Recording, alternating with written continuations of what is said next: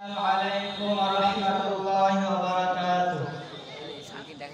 نحمده ونصلي على رسوله الكريم. أما بعد فأعوذ بالله من الشيطان الرجيم. بسم الله الرحمن الرحيم. يا أيها الذين آمنوا توبوا إلى الله توبة نصوحا. الآيات. সমস্ত প্রশংসা, সমস্ত গুণগান, গুণকীর্তন, আরাধনা, প্রার্থনা সেই মহান আল্লাহ পাক রব্বুল আলামিনের জন্য, যিনার প্রশংসা আমরা কখনো শেষ করতে পারি না। তাই ছোট্টই বাক্যে বলে থাকি আলহামদুলিল্লাহ।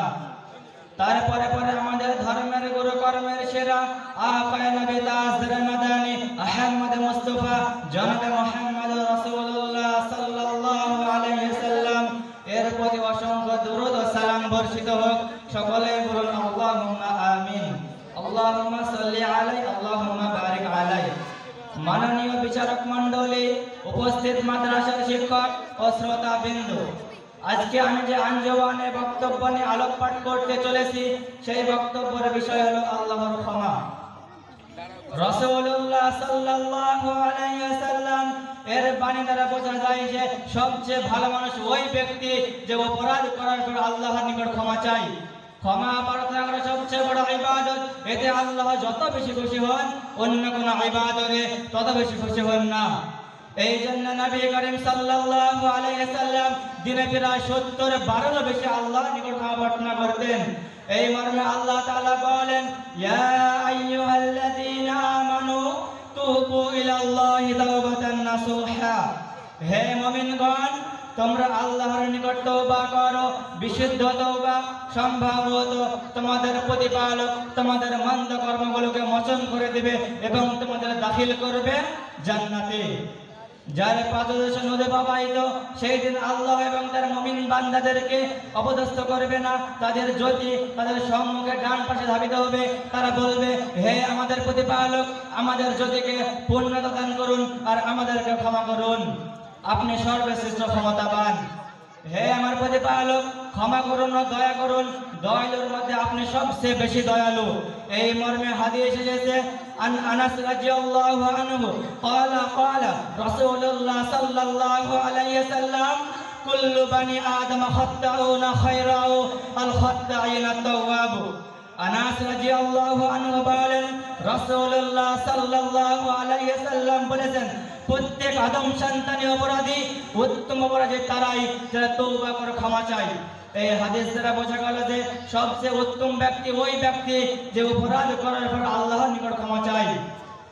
عن أبي ذر رضي الله عنه قال رسول الله صلى الله عليه وسلم فيما رأى أن الله تبارك وتعالى أنه قال يا عبادي إنكم تخطئون بالليل والنهار أستغفر لكم। আবু যর গিফারী রাদিয়াল্লাহু আনহু বলেন, রাসূলুল্লাহ সাল্লাল্লাহু আলাইহি ওয়াসাল্লাম বলেছেন, আল্লাহ তাআলা বলেন, হে আমার বান্দারা, তোমরা রাত দিন অপরাধ করে থাকো, আমি সমস্ত অপরাধ মাফ করে দিই। সুতরাং তোমরা আমার নিকট ক্ষমা চাও, আমি তোমাদেরকে ক্ষমা করে দেব। আবু হুরায়রা রাদিয়াল্লাহু আনহু বলেন, রাসূলুল্লাহ সাল্লাল্লাহু আলাইহি ওয়াসাল্লাম বলেছেন, আল্লাহর কসম, নিশ্চয় আমি দিনে 70-12 বেশি আল্লাহর নিকট ক্ষমা চাই এবং তার নিকট তওবা করি।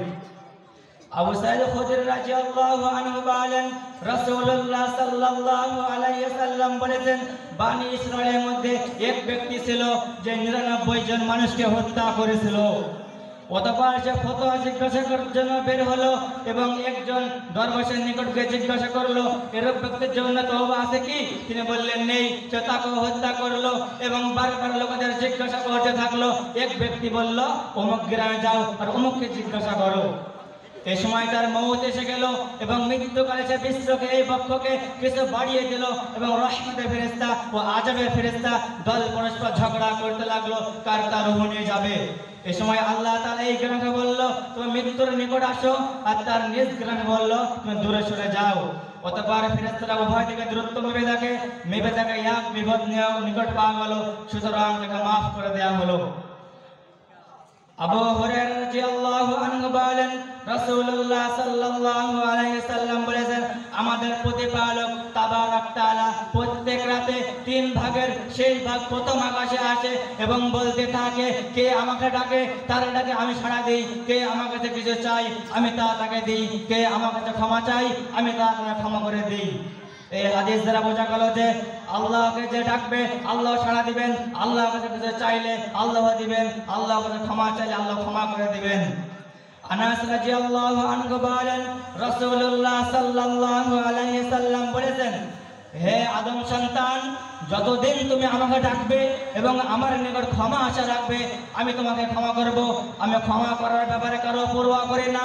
আদম সন্তান, তোমার গুনাহ যদি আকাশ পর্যন্ত পৌঁছায়, কতবার তুমি আমার নিকট ক্ষমা চাও আমি তোমাকে ক্ষমা করে দেব। কিন্তু আমার সাথে শিরিক না করো, আমার সাথে শিরিক না করলে তুমি আমার সামনে এসো, আমি পৃথিবী পরিমাণ ক্ষমা নিয়ে উপস্থিত হব। পরিশেষে আমি এটাই কামনা করেছি, আমার সকল মুসলমান ভাই যেন আল্লাহর কাছে বেশি বেশি ক্ষমা করতে পারে। ওয়া মা আলাইনা ইল্লাল বালাগ। আসসালামু আলাইকুম ওয়া রাহমাতুল্লাহি ওয়া বারাকাতুহু।